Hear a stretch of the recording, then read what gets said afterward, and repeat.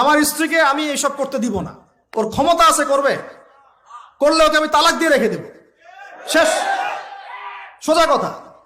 ও আমরা এইভাবেই কথা বলি বাসায়, এক কথায় চলবা, এক কথা উঠবে, এক কথায় বসবা, দ্বিতীয় কথা যেন বলতে না হয়। একদিন একটা ইস্যু নিয়ে মানে ঝগড়া তুল কালাম হয়ে গেল, আমি রাগ কন্ট্রোল করতে পারলাম না। বলছিলাম যে হাত মোজা ভালো করে পড়তে, হাত মোজা, হাত কথা বলার সময় দেখেন যদি আমি হাতে ভাবে উঁচু করি দেখা যায় এতটুকু।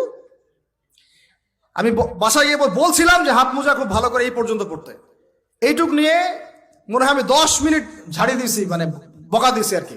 একদম মাথা নিচু করে শুনছে, একটা কথা বলে নাই। আমি আমার পরিবারকে ঠিক করলে কেন আমার মানে স্ত্রী বাইরে যাবে, কিভাবে যাবে? আমি বলতেছি না যে সে বাইরে যাইতে পারবে না, প্রয়োজনে তার প্রয়োজন পূরণ করতে পারবে না, এমন তো না বিষয়টা। বেপর্দায় এভাবে যাবে কেন?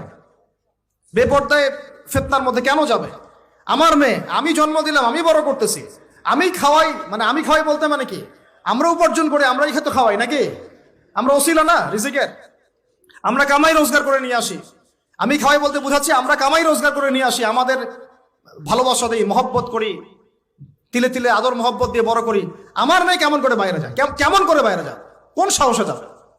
আমি বাবা হয়ে বেঁচে থাকতেও কিভাবে যাইতে পারো?